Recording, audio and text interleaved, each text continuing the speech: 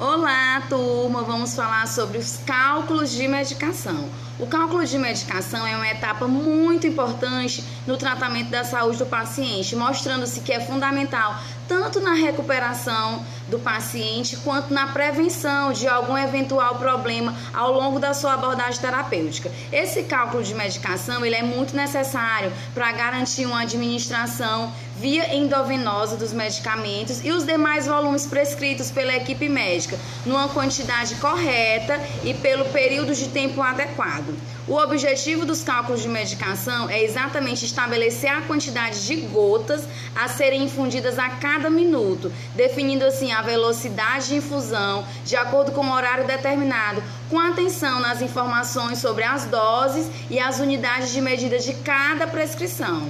O cálculo de dosagem de medicamentos ele apresenta vários aspectos que nós devemos levar em consideração, como ter um conhecimento técnico sobre o medicamento e o seu mecanismo de ação. Além disso, é essencial para determinar qual a dose indicada a um paciente e conhecer as características físico-químicas como peso, idade, o seu estado de consciência. Além disso, também é preciso conhecer as possíveis comorbidades que esse paciente apresenta. Mas por quê? Qual a importância de estudar o cálculo de medicação do tratamento na área da enfermagem?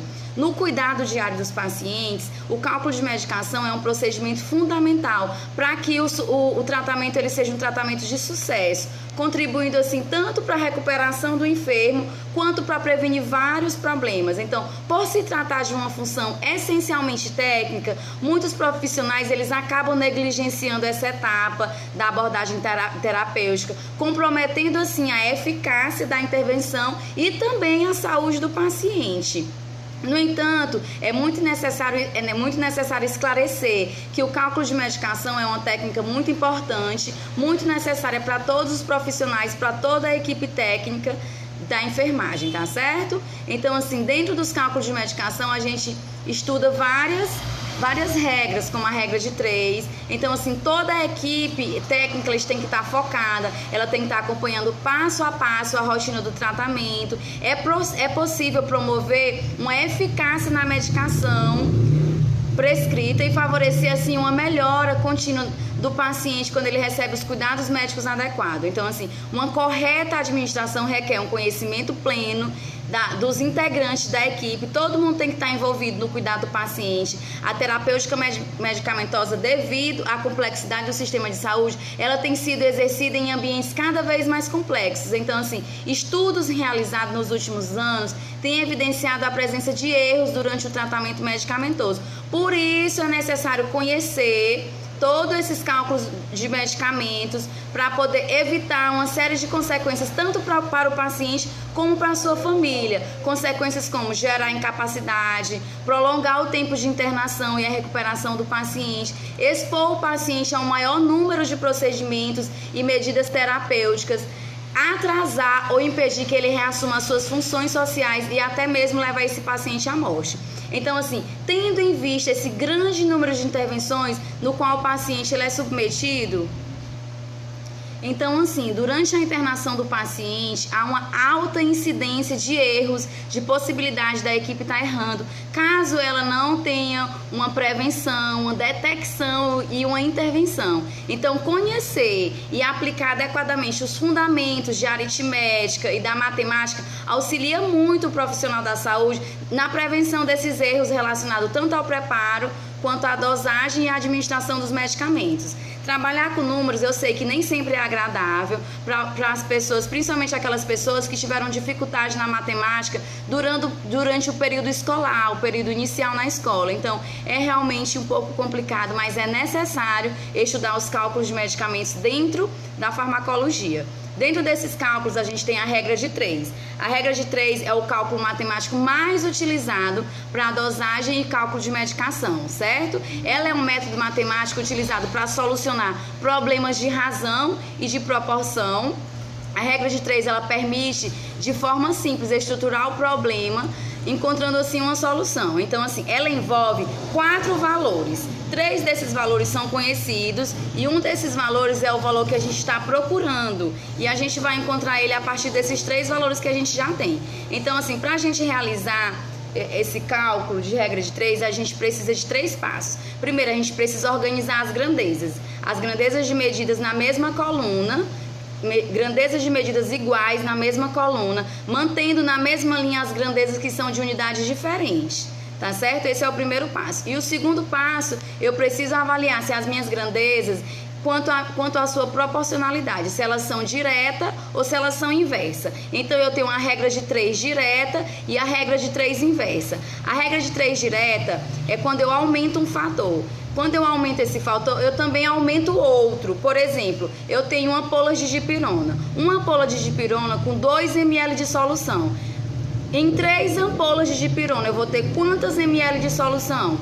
É muito simples, eu vou multiplicar 2 ml de uma ampola vezes 3 ampolas. 2 vezes 3 dá igual a 6. Então, nas 3 ampolas eu tenho 6 ml. Ao aumentar o número dessas ampolas, eu aumento o meu total de ml. Essa é a regra de 3 direta. Já a regra de 3 inversa, ela ocorre numa situação totalmente diferente. Um exemplo que eu posso estar dizendo para vocês é numa situação de uma construção. Por exemplo, eu tenho 6 pedreiros. 6 pedreiros, eles vão fazer um muro em 10 dias. Se eu dobrar a quantidade desses pedreiros de 6 para 12, a minha quantidade de dias para a construção desse muro vai aumentar ou vai diminuir? Automaticamente ela vai diminuir, porque eu vou ter um número maior de pessoas para construir esse muro. Então, automaticamente, esse muro vai ser construído em menos dias. Então, é uma proporcionalidade inversa. Então, essa é a regra de 3 inversa. Mas dentro da área da saúde, dentro da área da enfermagem, a gente vai usar basicamente a regra de 3 direta, na maioria dos casos. E a terceira situação é que na primeira linha a gente sempre coloca o que a gente já sabe, o que a questão ela nos entrega, tá? E na segunda linha a gente vai colocar aquilo que a gente precisa descobrir, substituindo o valor que falta, e nesse valor a gente vai colocar o número X, que é conhecido como incógnita. E aí eu monto a minha proporção e eu resolvo a minha equação. Dentro desses cálculos matemáticos a gente também tem a porcentagem. A porcentagem ela é representada por esse símbolo, né? Que é chamado por cento. Ele pode ser traduzido como partes de 100. Então, assim, quando eu digo que 45%, isso significa que 45 partes de um total de 100, certo? Também eu posso escrever 45% ou 45 sobre 100 ou ainda 0,45. E aí a gente tem as unidades de peso, medidas e tempo. Esse sistema métrico decimal de tempo, ele é muito utilizado nos hospitais. Então, o metro, ele é a unidade básica de comprimento, representado pela letra M, minúscula. O litro, representado pela letra L, é a unidade básica de volume. O grama é a unidade básica de tempo, representado pela letra G. E o segundo, representado por SEG, é a unidade básica de tempo. Certo? Então, assim, na enfermagem, usa-se muito rotineiramente essas unidades de medidas, tanto de litro quanto de grama. E aí, para que a gente possa transformar 1 ml em mililitro, eu vou multiplicar 1 por 1000. Multiplicando 1 por 1000, eu vou ter 1000 mililitros. Para me transformar grama para miligrama, eu também multiplico por 1000. 1 vezes 1000 dá 1000 miligramas. Uma hora representa 60 minutos, 1 minuto representa 60 segundos. E aí a gente tem essa questão da transformação de grama para miligrama e de litro para mililitro. Eu sempre vou multiplicar por 1000. Ou eu vou caminhar a minha vírgula 3 casas para a direita. Por exemplo, se eu tenho 1 grama, aí a minha vírgula está entre o 1 e o G. Então eu vou caminhar essa vírgula 3 casas. Automaticamente eu vou ter 1000. E assim sucessivamente para todos os outros números. E é isso, a gente encerra essa aula por aqui.